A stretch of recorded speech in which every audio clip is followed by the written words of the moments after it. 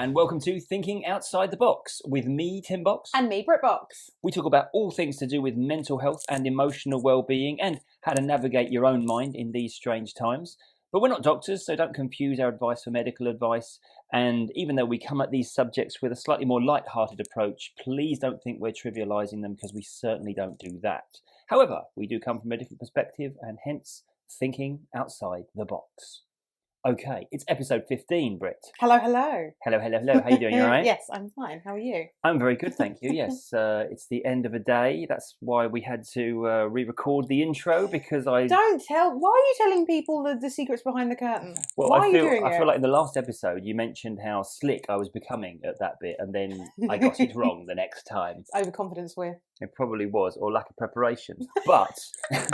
Having said that, there's no lack of preparation in this episode, because I've got loads of notes. You have so many notes. I've come in sans notes, and you are full of notes. Well, I feel like I'm steadily taking these episodes more seriously, and you're steadily taking them less seriously. I wing it. I bring the lulls. I know what I'm here for. You just riff off of me, don't you, babe? That's what it's all about. That's our dynamic. Okay, well, anyway, today's topic, drum roll. Odd socks. Don't look. You talk about going behind the curtain. So you did tell me my socks were odd this morning. Tim is wearing odd socks, by the way. I've done nothing about it, I'll be honest. I've got a pair exactly like this. Today's episode is not about odd socks. It's not about odd socks. It is about addictions.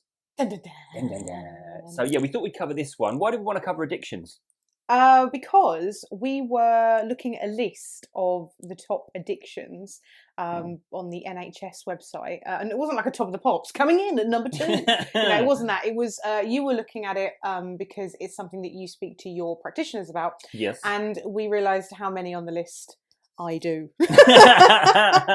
So really, this is more of an intervention than an episode. Well, I've told you before, I treat this podcast as therapy, and anyone who listens to it, it's just a happy bonus. Brilliant. That's really good. But to be fair, it's something we talk about a lot because, okay, the first thing, let's start defining addiction.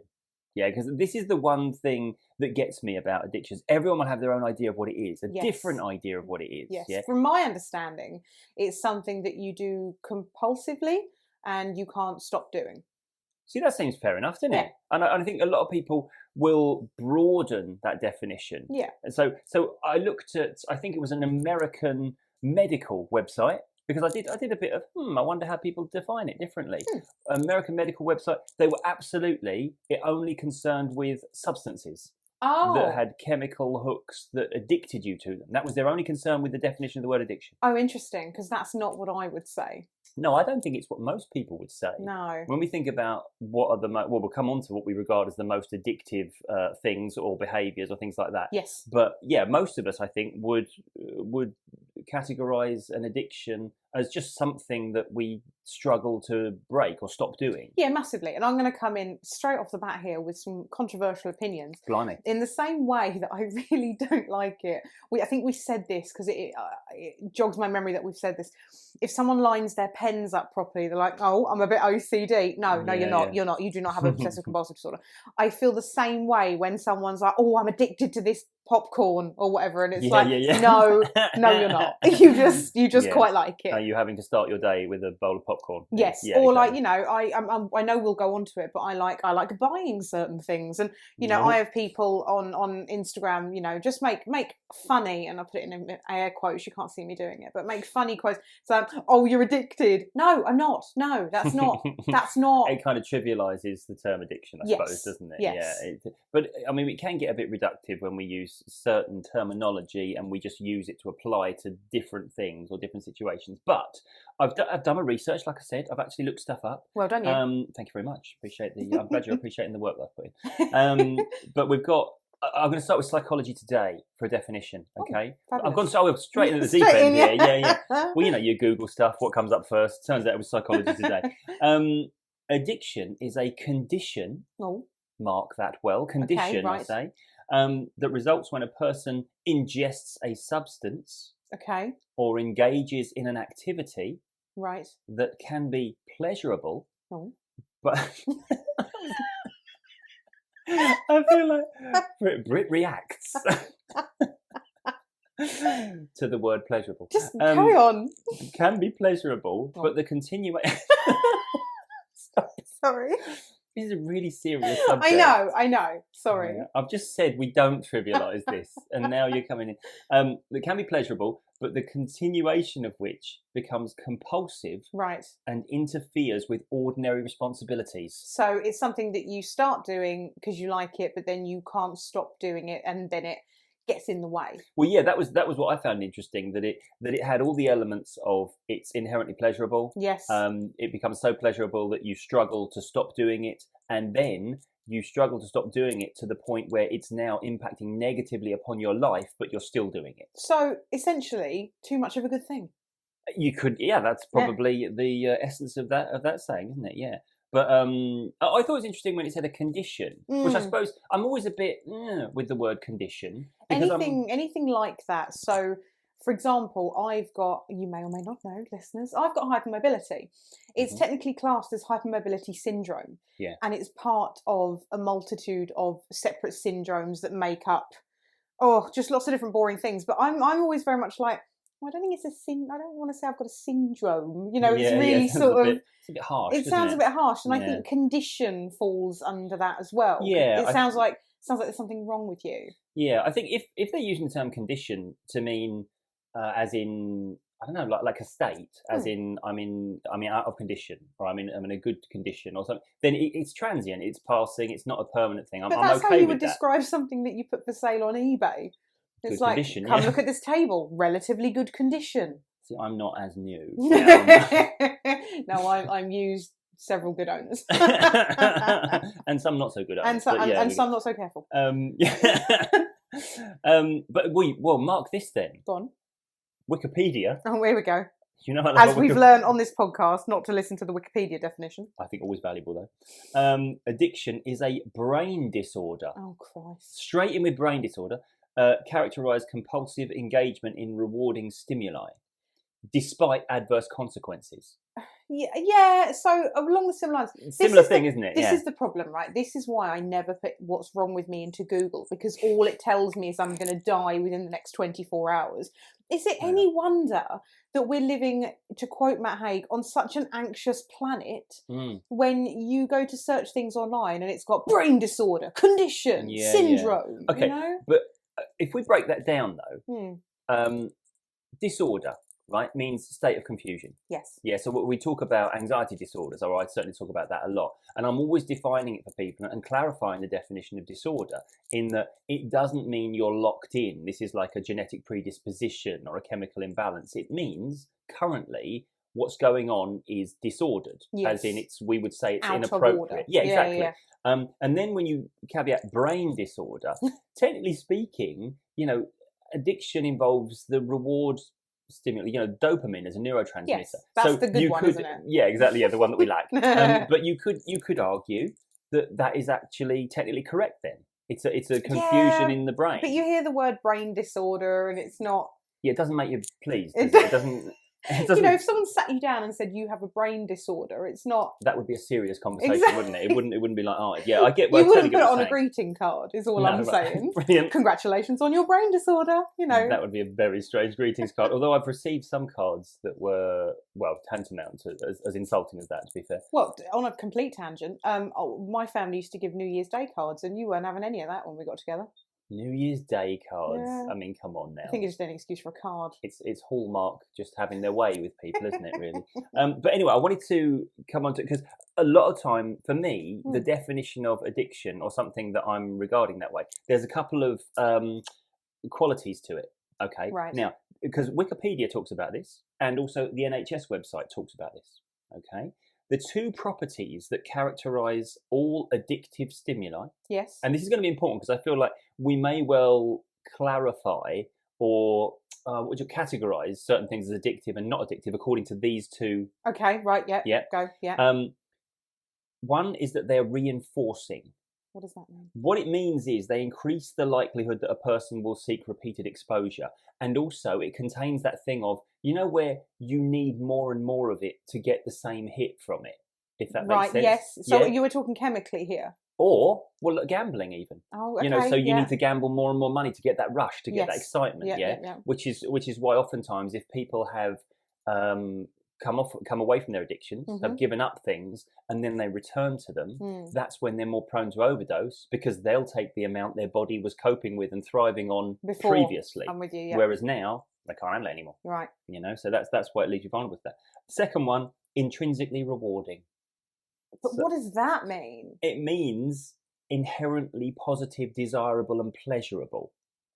Yeah. Okay. So you're struggling with that, aren't you? Okay. I'll tell you why I'm struggling with it is because, you know, I've seen the pictures of people before and after meth, and they don't look like they're having a good time. Yeah, but I mean, as you or I who've not done meth, we should point that out. I'm just dropping that in the conversation. I mean, I haven't asked you, but you know what I mean? You don't know. I'm kind of saying we haven't, in the hope that you won't kind of flinch at that and go, yeah, we need to have a conversation. I can categorically say, and you can quote me on this, I have not done meth. Yeah, good. Right. I think that should be in the footnotes of this episode. Britt confirms to all who are interested, she has not done meth. Britt's shocking revelation about her relationship with meth. That's clickbait. Yeah, it was a bit, isn't it? Yeah. So if you have clicked on, hoping to hear shocking. But what I'm saying is, they don't look like they're having fun. No, they don't, do they? Yeah. But this is why, in some respects, people who are saying they're addicted to nicotine. Yes. Yeah. There's nothing inherently pleasurable about a cigarette. Now, okay, you and I disagree on this. Because you've been a smoker in the past. And you haven't, therefore you don't know what it's like. So, but here's the thing. I've met many smokers. In fact, I've helped many smokers stop smoking. Right. Okay? I've never met somebody who said, oh, that first cigarette though, oh, it was lovely. You know, I inhaled that smoke and I was like, oh, why haven't I tried this before? No, normally what happens is, you cough your lungs up, you get a headache, you feel sick. Your body says, oh, hang on, this feels a bit like poison. And it tries to get rid of it, yeah? So don't get me wrong, it does become pleasurable because there are reasons why we're invested in continuing smoking, yeah? Okay. But it's not like there's that visceral hit of the first cigarette. It's not like a chocolate eclair, is it? It's not, exactly. I'm glad. I mean, I've never tried it, but I'd always assumed it wasn't like a chocolate eclair. But thank God I've not been missing out on a potentially enjoyable chocolate eclair-like experience. It's addictions, I think, is one of the very brief topics that you and we don't disagree. And yet it sounds like you're about to disagree with me. We don't disagree, but I have lived personal experience with a lot of addictions that I'm happy to talk about now, that I'm happy to sort of, to mention and to discuss, and you don't. So it feels for some of it, where we read a definition, I can be like, yeah, actually, I understand that, whereas you might necessarily think the other way. Yeah, and in all seriousness as well, I think that's why I was really excited about doing this podcast, because I can come with all, my book learning and my experience of talking to people about this, but in many factors, in many things we talk about, you do have a personal journey with elements of this, so it is a benefit, I think, for you to come in with your massive experience of your personal circumstances, and me to come in with my experience of talking to lots of people about it. I'm doing my voice where I push my glasses up on the bridge of my nose there. Not the glasses I don't have on, yes.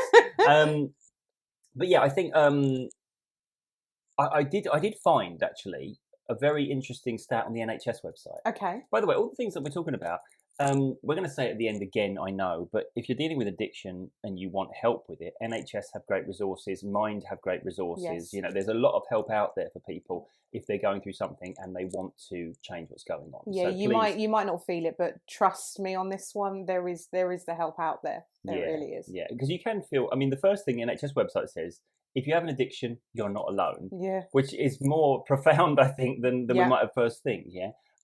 According to the charity Action on Addiction, 1 in 3 people are addicted to something. That's it. Do you know what? I don't know if that's higher than I thought it would be, or if that's roughly what I thought it would be. Yeah, I know what you mean. I'm not entirely sure. But I know you've got a list of sort of the main ones there. And what I would like to do is when you sort of, hit ones that I know of. Yes. That's when I'll I'll jump in. Do you want a little buzzer there if I mention one that you've had or have? Yeah. Can we just have Britt's addiction? In this episode of Britt's addiction. But it's not meth. But it's not meth, in brackets. Yeah. Okay. Well, here's the thing. NHS, they don't necessarily... They've got some suggestions of things you might like to become addicted to. No, that's not what I mean. It's that they have some things in terms of, here's an example of what we might be addicted to. Okay. And it's interesting because we might consider these to be the more common ones in our modern world. You know? Modern society. So the first one, they go for gambling. You've had that one, have you? You've been dealing with gambling addiction? Okay, let me explain. Not like... I say not a serious one. I think at any point in your life, I'm gonna get serious. I'm gonna get real with everybody. If at any point in your life you do feel like something you are doing or you are partaking in is becoming out of control, even if that just feels 5% more than you want to do it, 2% more than you want to do it. If at any point you feel like that, that is when you stop.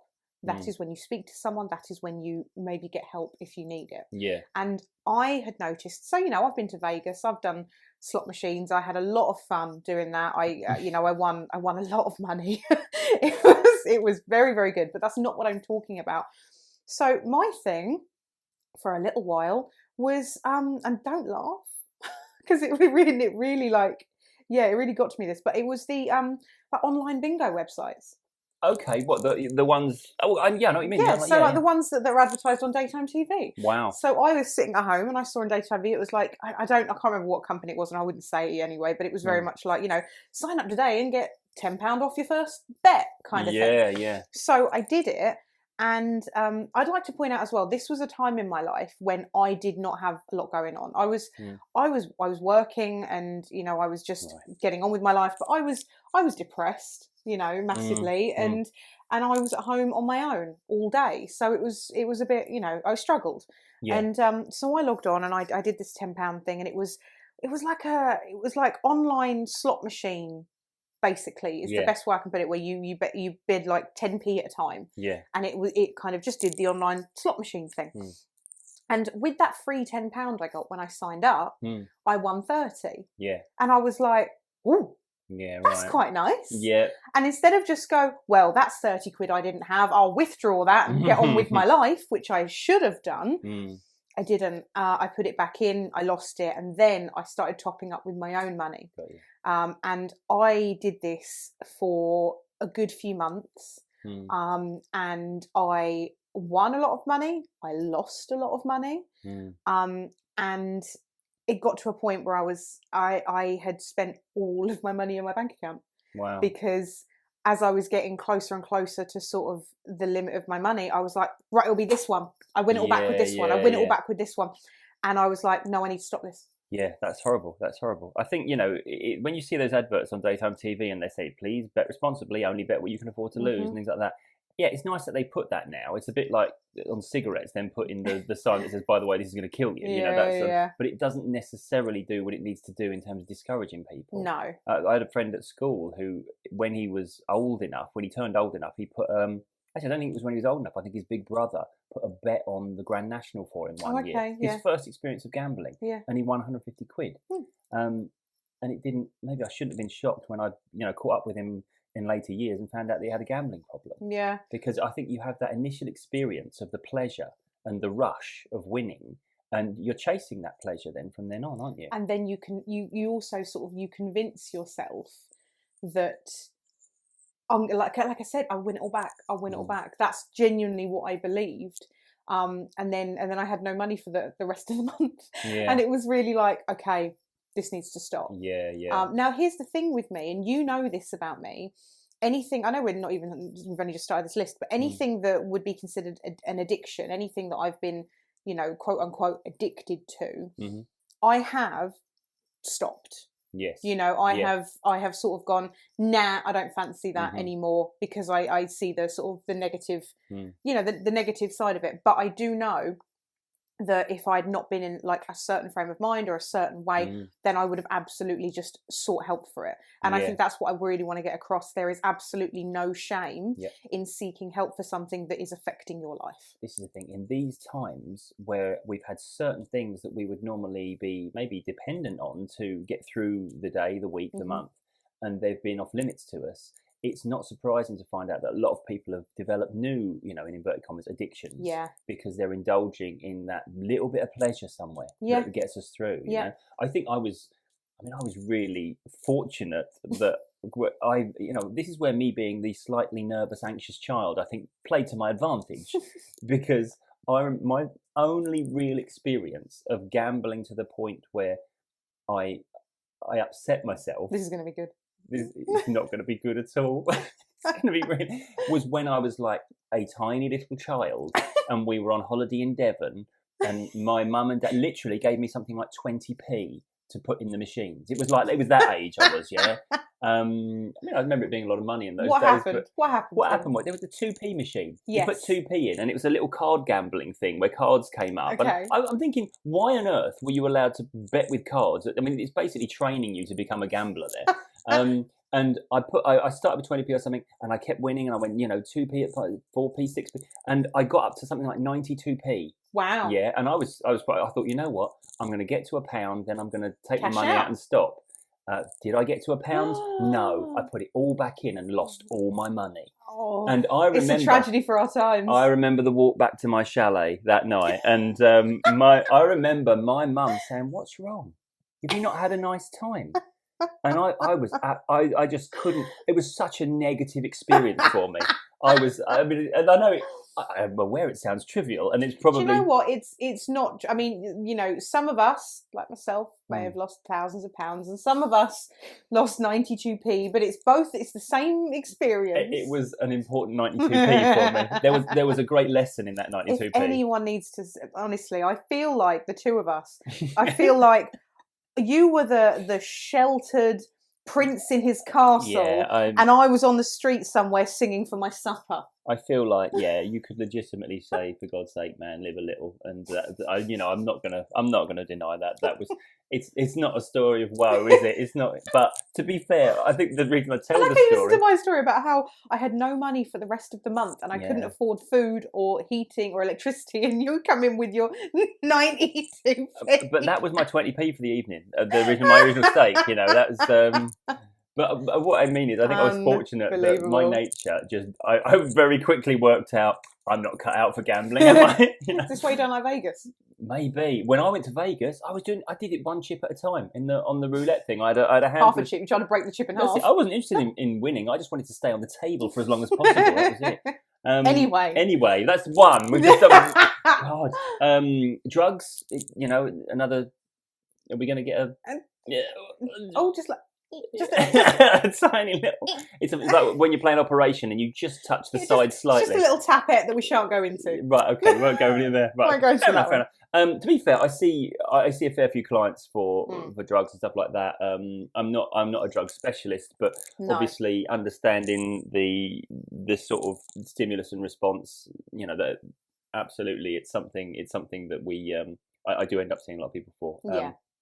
Anyway, alcohol, another thing I see a lot of people for. Yeah, right.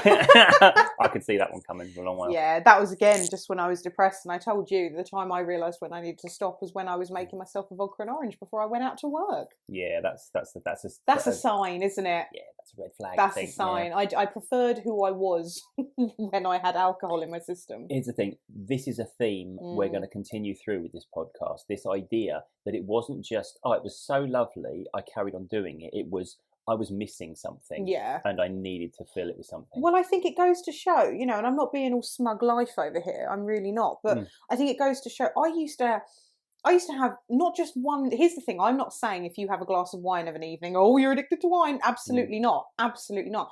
But what I'm saying is, I was drinking a good half a bottle of vodka nearly every night, which isn't good. That's not good. It's not good for you. And so there's having a social drink, and there's having a drink in the evening, and then there's I just want to get blackout drunk right now. And I think it goes to show, in the past, however long we've been together, nearly 8 years, I think. I just don't drink that much anymore, except at my parties. And if you're a friend and you've seen me at one of our parties, shut up. Nobody needs to hear what you have to say right now. That is why you're such a lightweight around drink now, because you don't drink that much. I think that's what it is. I used to be able to drink half a bottle. I'm not bragging, but I used to be able to drink half a bottle of vodka and just not it not affect me. And now I have one glass of 5% wine, and I'm ready to dance. All over the place. Yeah. So this is what we were saying, isn't it? About doing something to excess, and then not doing it because you don't necessarily need it or want it anymore, and then you do it a little, and you're like, oh yeah, I can't drink like I used to. No, you used to be able to do all the 5% fruit wine, but not now. Now just one glass. But other stuff. This is when NHS talks about it's possible to be addicted to just about anything. And this is where I think the NHS site is very much in the camp of anything you feel you struggle to give up. Yes. Yeah, not really looking for a hard definition, no. but anything we feel we are dependent upon. I would be gutted if I was addicted to something that wasn't a substance and it was damaging my life, and I went to seek help for it, and I got told, I can't help you with that because that's not a real addiction. If it, as I said before, if it is affecting your life, it is serious enough for you to seek help. It's like being told you can't have medicine because you're not quite ill enough yet. Yeah, that's which some people do get sadly told. But, exactly. Anyway, some things. Work. Addicted to work? Absolutely not. I'm gonna say you're not going to buzz on that one. I've turned the buzzer off. Amazing. Yeah. No movement on addicted to work. Okay. No. People. You sometimes accuse me of being a bit of a workaholic, but I'm nowhere near addicted to work. I'm very happy to stop work. Do you know what? I mean? For me, you know how people like their general work time is 9 to 5, but I'm a good 11 to 3:34, right? Past that or outside of that, you're not going to get anything from me. So the fact that for me, you are, like maybe. Because, you start work early, you start work about 8 and you work through till about 6, sometimes 7 o'clock. To me, I'm like, right, that's literally twice the amount I do in a day. So therefore, you must have a problem. If honestly speaking, before I met you and I was just, single man, I didn't really have any reason to do anything to stop work of an evening. Yeah. If I had more to do, I'd carry on doing it. I'd enjoy doing it. I'd enjoy getting things done. Yeah. But I think, what you've taught me is that there's more interesting things to do with your life than to work into the evening, you know, and there's more pleasure to be had from life than just, I don't know, thinking you're trying to build an empire or something. I don't know how you describe it, but no, I would never, whilst I work hard, I would never describe myself as addicted to work. No. I'm not there. But, no. Internet? Perhaps. Does on our phones count as that? I think that does. I think social media counts. And if you are anything like me listening to this, I just scroll through the same 3 apps, refreshing them, trying to get them to tell me something different. It's like when you go to the cupboard and you know that you haven't got any tasty snacks, but it doesn't stop you opening the cupboard 6 times just to check. It's very much like that. We go on. I mean, we've spoken about social media before, but you go on social media and you do that refresh thing because as it's refreshing, that's what did we see? That's like a potential dopamine hit. Like, is it going to be something good? Is something going to come in? It's like gambling in a way. And then it's like, oh, okay, no notifications, nothing new. I'll come out of it, and then you go back in and check again. That's it. I would say it's one of those habits, if you like, or if we want to call it addictions, where you're doing it without realizing you're doing it. Yes. You're not going to inject heroin without realizing you're doing it. There's a lot of prep. But that's it. You can't. It's not just, look, I'm going to put that in my vein again. It's not going to be like that because you're going to. But what you will feel is the draw to do it, the urge to do it, and then you'll respond to it. Whereas internet, where you've got your phone in your hand a lot of the time, it's almost like you find yourself scrolling before you've even noticed you're doing it. You're just sort of touching the same buttons, opening the same apps. And also, do you find that if for whatever reason, because sometimes we go out without our phones, sometimes we play loose and fancy free and we leave our phones at home. Crazy. How often do one of us like go to the toilet or something and the other one, I'll just look at my phone. It's you almost reach instant. Your pocket. Yeah. You feel that your mind trying to draw you to just check your app or whatever it is. Even though you know it's going to be nothing important. Exactly. I was going to say it's crazy, really, and yet it can't be because we're all doing it. It's a very much a human response. It's not like a malfunction or anything. It's like that's what we do. Next one, solvents. What do you mean by solvents? Like glue? Glue and stuff. I don't know. Is it? It must be a bad thing because it's on the list here. As like number. No, I haven't. No, I haven't really done that. I've got no stories of that. I mean, either. I do scrapbooking. Does that? Unless you're sniffing the pages, I don't think that's. No, I don't think so. Funny, I did know when I was. This is a long time ago. One of my first jobs that I got, maybe my first job, was checking in lorries on the motorway when they were building the M20 just down the road from us. And I remember I did a day in the stores, and the guy who was in charge of the stores it's a weird story that's just suddenly come into my mind. Actually, I was sitting there doing some of the books, like, the auditing one. Why would they let me do that? I was 16 years old. It's terrible. I guess they figured I could add up. And I heard a guy came in from one of the lorries, and he delivered something to the guy at the desk, the guy in charge of the store. And to be fair, the guy in charge of the stores was, I believe, something like 18 or 19 years old. He wasn't like an older man. He was in charge of that bit. And I could hear, I was doing my books, and I could hear just like that, like it was something deflating. Yeah. And I looked over, and he had a gas can, one of the handheld, like, I can't remember what it was, but he had it in his mouth. Oh my God. And was just inhaling it straight out of the... Why? Well, I didn't think to ask, if I'm honest. I was a bit freaked out by it. I'm like, excuse me, sir, what are you doing with that aerosol can, please? Well, it was a little bit like that. And by the time he was finished with it, he was not there. Oh, really? Proper dribbling. I mean, I feel like we need to point out, do not do this, do not try this at home, this not. And it was just horrible, because it was almost like you could witness the brain cells being destroyed before your very eyes. Bloody hell. And it was just, it was really freaked me out. And it shows you how sheltered I was at the time, because I don't think I had the capacity to process what was going on in front of me at the time. No. But it's very weird. Anyway, moving on from that. Shopping. Where's that buzzer? You can turn that buzzer back on. I don't know do you know what? I think I've lost the buzzer. Brilliant. Yeah, you've broken the buzzer because you hit it so hard that time. That's what it was. Look, right. Here's the thing. What's the thing, Britt? Tell me the thing. I like shopping, and I like spending money, and I don't think it's an addiction if I like doing it and continue to like doing it. I suppose we'd only class it as an addiction if you carried on doing it to the point where you put yourself in poverty. Where it does. This is where we get an on-air revelation about the state of our finances, is it? I mean, I do know your card numbers off by heart. I know, and it shows I trust you, doesn't it? That I just hand over all my banking details to you. And look, like they're okay. Okay. I feel like I'm on trial here. I do like a shop. I do like looking at things. Mm-hmm. I know. One of our listeners to the podcast, Paul, who runs Get Ready Comics. Oh yeah. He knows I like a shop as well. He's done okay out of it. He's done okay out of me. Hi, Paul. No, I don't. Paul's like, I don't need this addiction. I wouldn't worry about it. You're fine. Just got these new bags in. Here's my Darth Vader helmet. I think I can actually understand this. And okay, one thing that I would like to say about shopping addiction is, I don't know if you've seen, but like, there were companies that have been in the press lately, and I really should have written down some notes, but there are some companies that allow you to pay for things in 3, and I've used them, especially if I'm spending a lot of money on something, and you just take, you can take 3 months to pay for them, which is fine. And a lot of people will use them responsibly. Yes. Like my good self. Yes. But the trouble is that all you have to do is sign up for an account, and you get given essentially an account of a lot of money. And I think that's where some people can fall into it. It's very much like we were saying about gambling.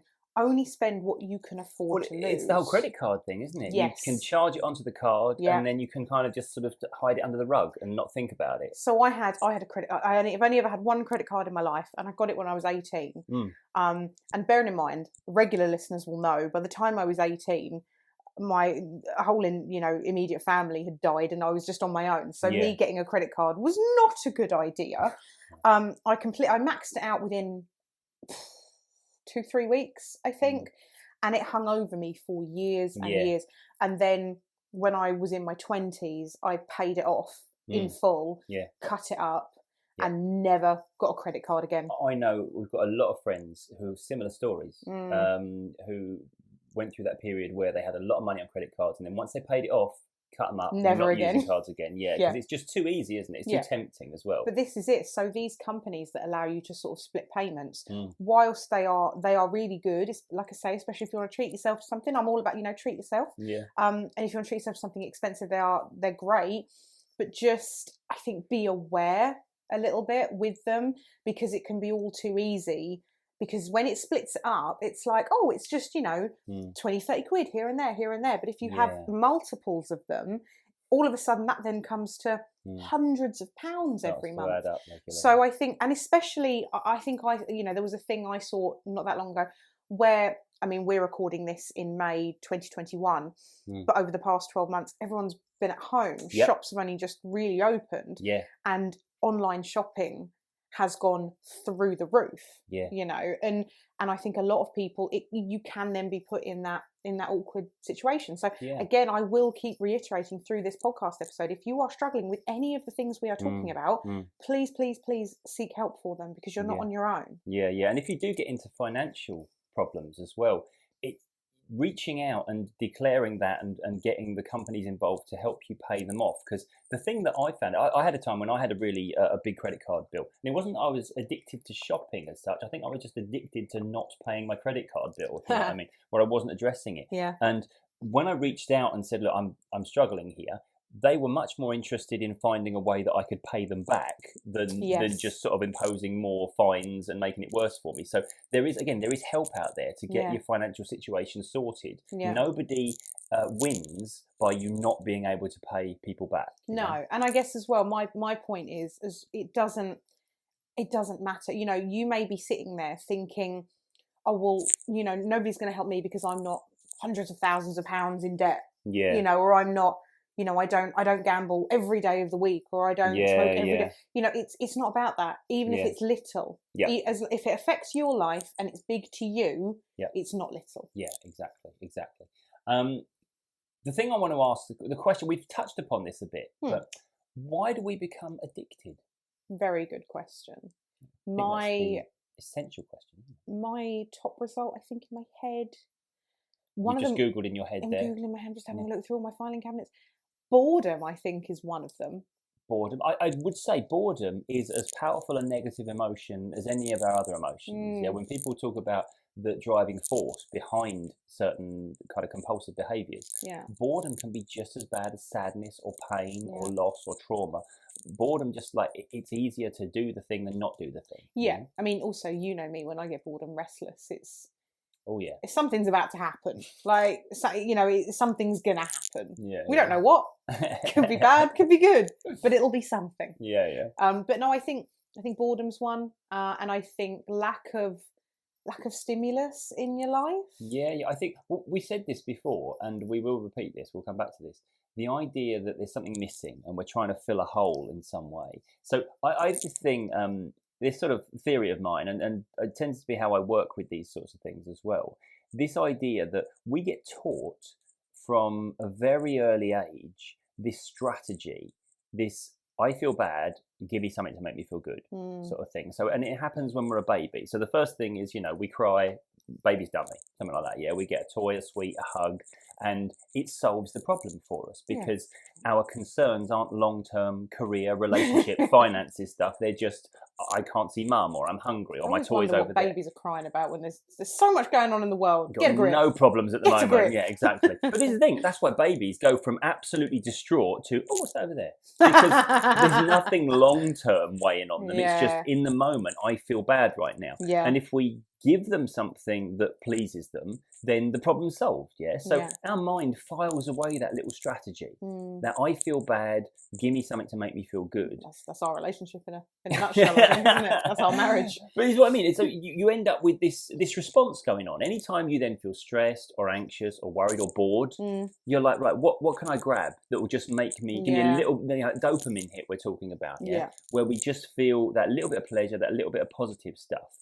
But unfortunately, when it comes to things that we might regard as addictions, we have to keep chasing that bit of pleasure because it doesn't actually solve the problem. No. And all we're trying to do is mask over that sort of constant negative thing that we're trying to patch over, whether it be a situation in our life that we can't do anything about, or how we feel about ourselves, or it's like a distraction. So it's just like a distraction. It takes our focus to something good when all around us is something bad, I suppose. Which is good in small doses, but not so good if it then becomes an issue in your life. And I think this is why so many people define addiction as including some inherent negative effect on your life. Because, you know what? You can absolutely buy all the Loungefly bags you want. Why are you saying this? Why are we bringing it to me? I'm done it. Well, okay. So I can buy all the arcade machines that I want. I'm aware I've got 2 arcade machines over in the corner of the room that I didn't have at the start of lockdown. But as long as buying them doesn't then stop putting food on the table and things like that, you know, as long as it doesn't put us in trouble, as long as we're not just buying them on credit and it's a debt that's waiting to be paid. Exactly. You know? So I totally get what you're saying in terms of you know what. Give me something to make me feel good is a legit strategy for happiness. Yes. But if all we're doing is plastering over something that needs addressing, it isn't going to solve that problem. No. Yeah, we would be much better off if our mind put its energy towards solving the long-term problem rather than just patching over it. It's like putting a bit of sellotape on a crack in a dam. At some point, that water's coming through whether you like it or not. Yeah, there's bigger work that needs doing. Exactly. Yeah, just someone with a roll of sellotape. Yeah. Well, this is the thing. So I'm always thinking, whenever we're dealing with something that with regards to addiction, it's not just about the habitual nature of that thing. Because, you know, when we're repeating something over and over again, our mind naturally goes there. It's like going into the same office to work every day. It's just a journey that we do.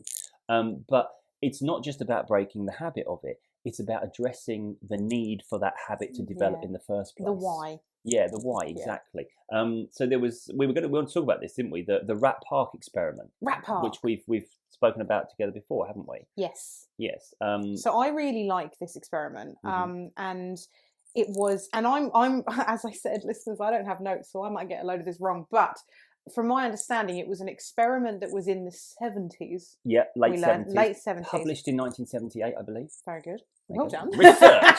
See, the difference between you having all the notes and me having none. And they put 2 sets of rats in different cages.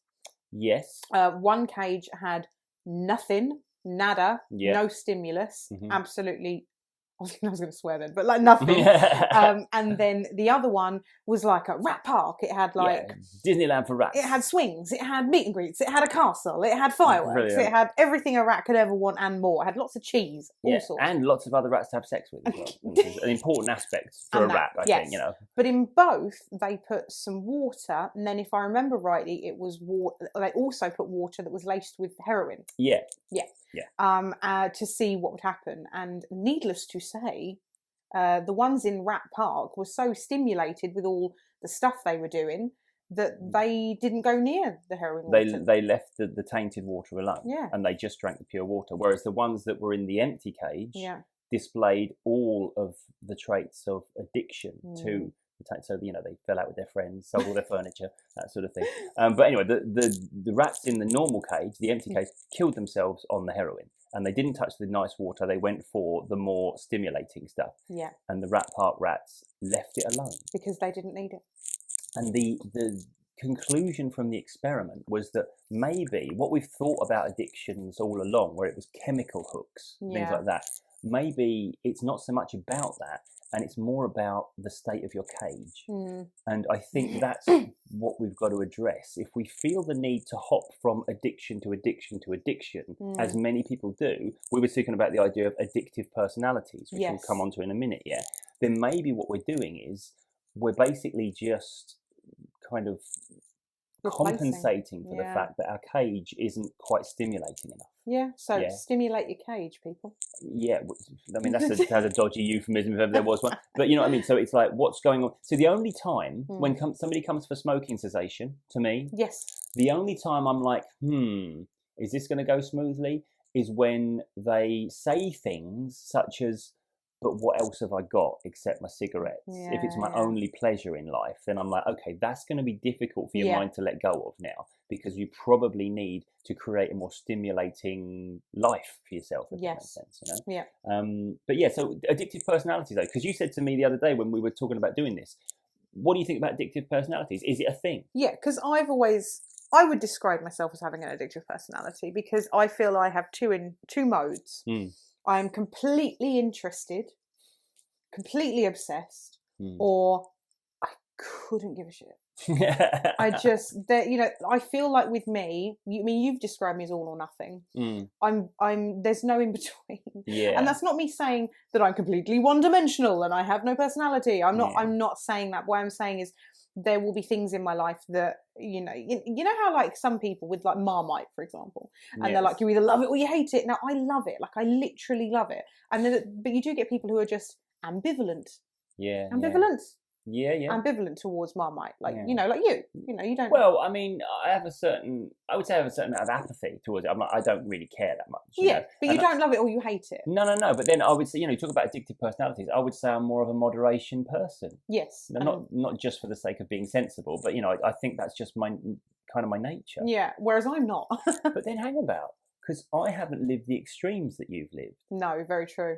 Is it not that we're kind of addicted to the high levels of dopamine that comes with the extreme experiences, Maybe. Yeah. So we're kind of, it's not that we need to be addicted to something. No. It's that we need to go all in to get the proper level of stimulus from this particular thing. You could argue that, because I definitely have lived a life where I didn't just join a theatre troupe.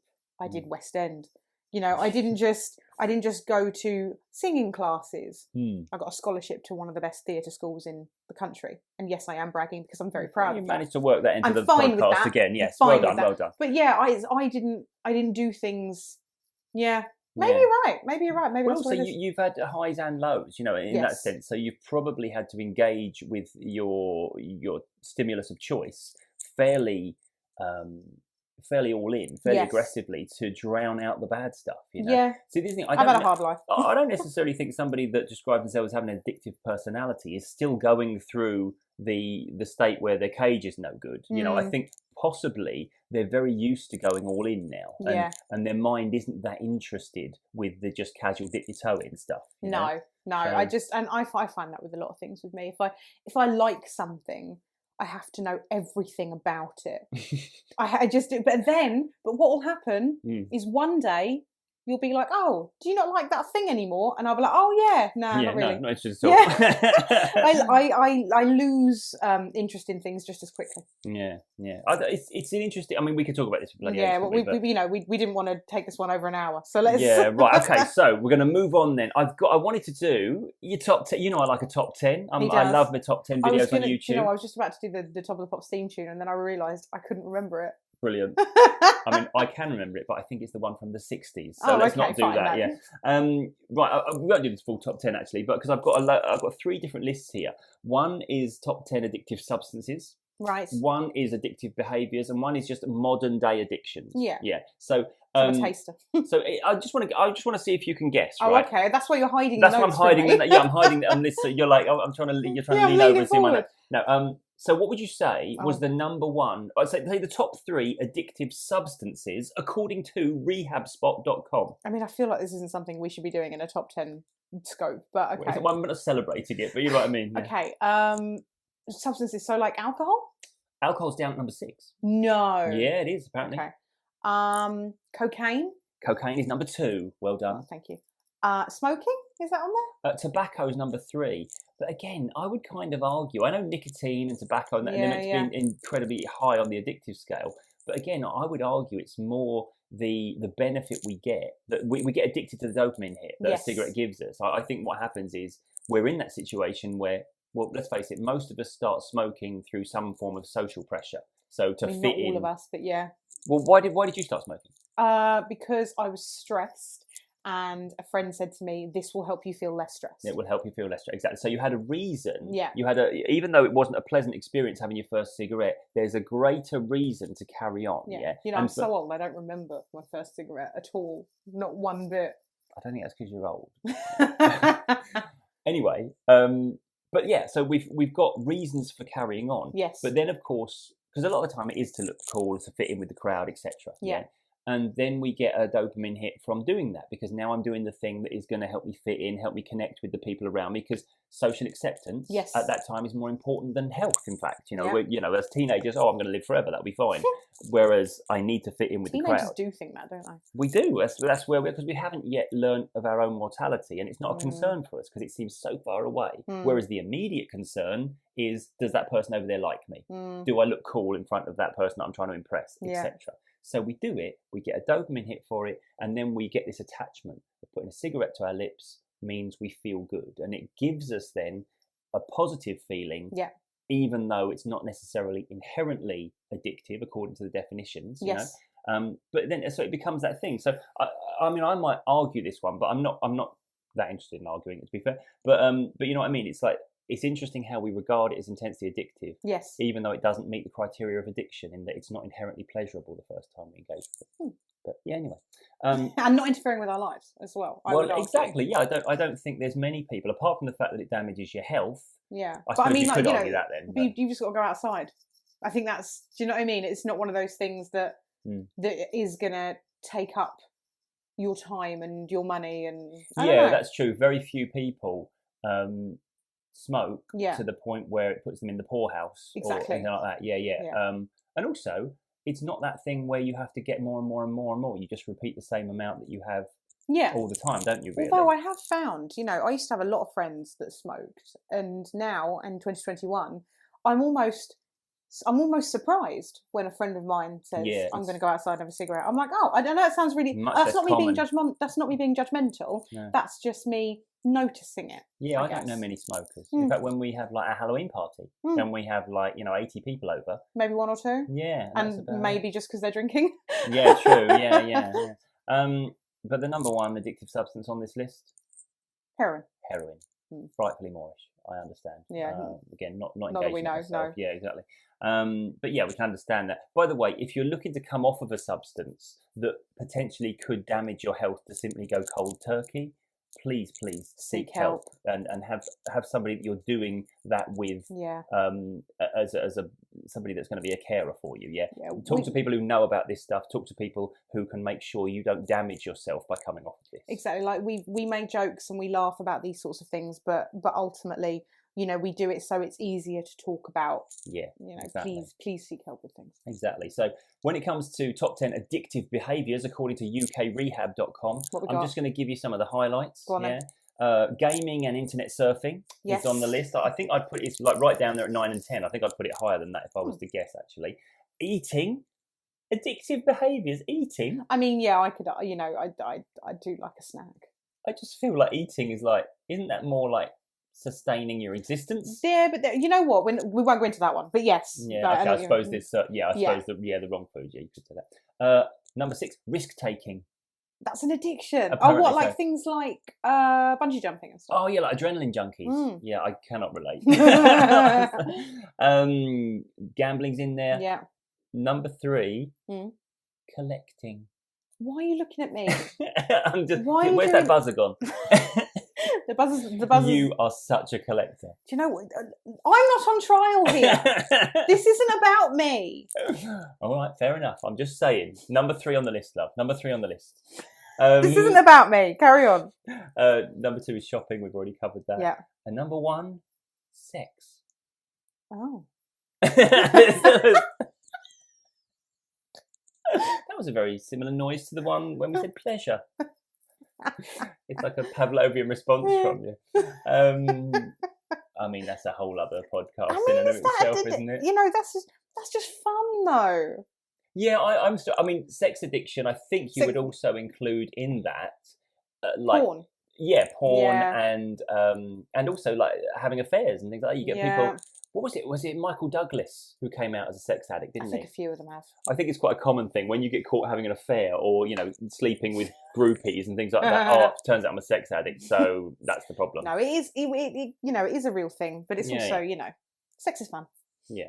That could be another quote. I don't do meth and sex is fun. Brilliant. We're overselling the podcast if we just leave with that, aren't we? Okay, so we're nearly at the end of this one. Yes. But obviously we like to give some tips. Yeah, in terms of, but I mean, I feel like this is one of those things where it's like, how can we give tips about dealing with our addictions? Yeah. I think my tip generally is never to label yourself as broken or damaged. Yeah. We have certain responses that we are indulging in at the moment. Yes. And some will be healthy, some will be unhealthy. We'll recognise that. Yeah. We always have the option to change this stuff. Yeah. I mean, from my opinion, I agree with you. It's really important not to label yourself and not to say you're broken. But what I will say is, take it seriously, but don't take it too seriously. And what I mean by that is, if there's anything that's affecting you or your life, as I've said, it doesn't matter how big it is, take that hint to yourself seriously to go seek help, but don't feel like you're broken or you can't be helped. Yeah, exactly.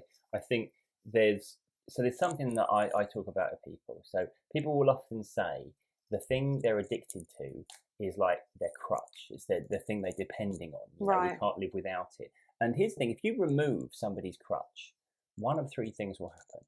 Firstly, they'll fall over. You know what? If you fall over, that's okay.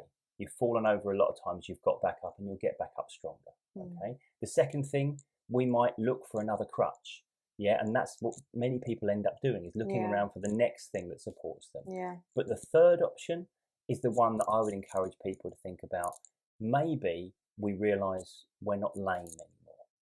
Maybe we realise that wherever we were when we picked up this crutch, we've healed since then. We've moved on. We've got to a better place. Yeah. And maybe we don't have to depend on our stimulants or our behaviours or our habits to get through. Maybe we're stronger than we realise. Oh, that's a lovely place to finish. Thank you. I really like that. Good, well, as always, guys, thank you so much for listening to this. We hope you've got something positive out of it. As we said again, please do seek help. We will be putting some resources in the description of the podcast as well. So please do seek those out should you wish to speak to anybody professional about anything to do with any of the topics we've discussed today. Please feel free to come find us on social media. You can find me at Britt Box on Instagram, and Tim is at timboxmindcoach. Please do get in touch. Let us know if you are enjoying the podcast. And yeah, we will see you on the next one. See you on the next one, and keep thinking outside the box. Bye. Bye.